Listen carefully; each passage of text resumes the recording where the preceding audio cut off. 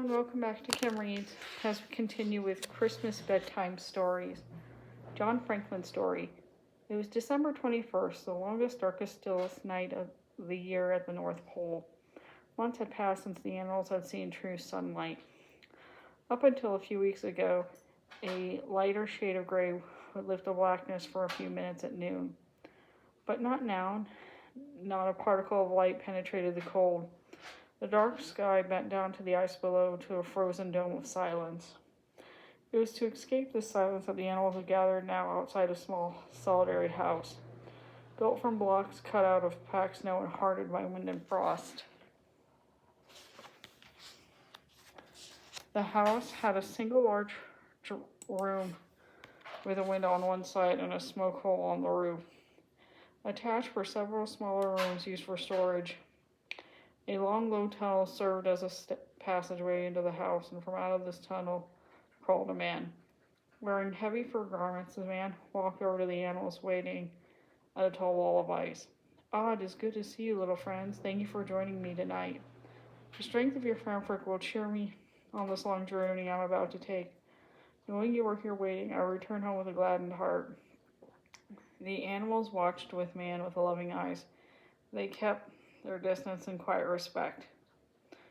The man continued speaking, looking out to the dark sky as if he had forgotten the animals were there. He paced back and forth in front of the wall of ice. It was taller than the man himself, and it glistened with light reflected with a small fire burning at its base. Colors from the flames danced across the frozen screen. As the man talked, pictures seemed to take shape on the wall, images that sprang from the man's mind fed by the firelight. The animals were spellbound by the colors and patterns that flowed across the screen. Motionless, they listened as the man told the story they had heard every Christmas for more than 100 years. "As you know, friends, my name is not really Santa Claus. It is John Franklin, and I was born in England in 1786. I came to the Arctic region as a young midshipman, serving under Captain Matthew Flinders. We were exploring the waters of the Northern Territory. The frozen beauty of this part of the world seeped into my bones. I determined to make polar exploration my life's work. I knew I could find a shipping route through the Arctic that would connect east and west. I knew somewhere up there a sailing ship from England could thread its way through the icebergs and come out on the other side of the world." The man paused for breath. The animals watched, fascinated by the pictures of a 15-year-old boy joining the British Navy, climbing up ropes on a large sailing ship, watching ice floes pass by. The man continued his story. "It took 25 years, but I succeeded. On my third expedition to the Arctic with a crew of 130 men, I sailed around Greenland and found a path through the islands north of Canada. The path led to the eastern hemisphere, but I did not gain fame and fortune for this discovery. Ice crushed my ship, and my men were lost in the freezing waters. Somehow I alone survived. I was flung unconscious onto a large drifting floe and found a day later by an Eskimo hunting party. Only a thread of life remained in my frozen body. The Eskimos wrapped me up in skins and paddled back to the camp. It is only because of their kindness that I am alive today." The screen now danced with images familiar to the small creatures of the pole. Scenes of kayaks and dog sleds, Eskimo families building snow houses, hunting parties looking for seals, walruses, and polar bears. The animals watched as the wall showed the man once known as John Franklin slowly learned the art of survival in the frozen north. They saw him bid farewell to his Eskimo friends and head out on his own. Driving a team of 8 dogs, he traveled across the ice after frozen day. "Something was drawing me to the north," John Franklin said. "I have hopes of making my way back to civilization, hitching a ride back home to England and my wife. But the ice was bad, and I could not make the dogs run in any direction but north. It felt good and somehow right to be going north. North, always north. After endless days of travel, the urge I felt inside me pushing on suddenly stopped.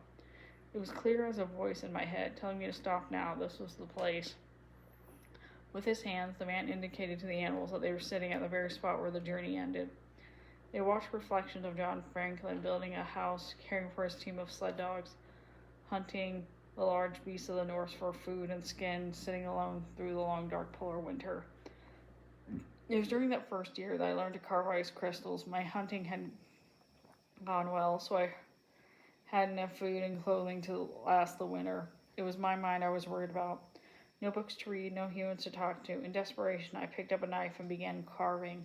The face of my dear wife Elizabeth took shape in my hands. Cut from the clearest iceberg crystal, the carving shimmered within the light. In my loneliness, it seemed as if the crystal figure brought Elizabeth nearer to me, as if somehow our thoughts met across the frozen miles. That's how I started my crystal collection. Every day I cut something new out of the ice, something I missed from my life back home. Faces of friends, good foods, my pet collie dog, books, tools I could have put to great use in the snow. Even toys I remember from my childhood. All the things I loved became ice carvings. Soon my snow house was very crowded with crystals. I had to build a storage room on the side. Finally, this night, December 21st, the longest night of the winter came. I knew in a few weeks the sun would slowly return. The brief Arctic summer would only be time I could travel south. If I had waited too late to begin the journey home, I would be trapped in the ice again. My chances of making it were slim, but the voices in my head spoke again, urging me to go now. I loaded the sled with foods and skins. At the last minute, I threw in my bundle of carvings. My dogs were eager to run after their long rest, and the sled flew like the wind. Mile after mile zipped by. Neither I nor the dog seemed to tire. We ran all through the first night and well into the next day. It was when I first pulled on the lines to stop the dogs I realized we actually had been flying through the air. Just the wind behind us, I thought, but each day was the same. We flew high into the sky. We already covered incredible distances. Already, after only 3 days of travel, I could see the lights of civilization below us.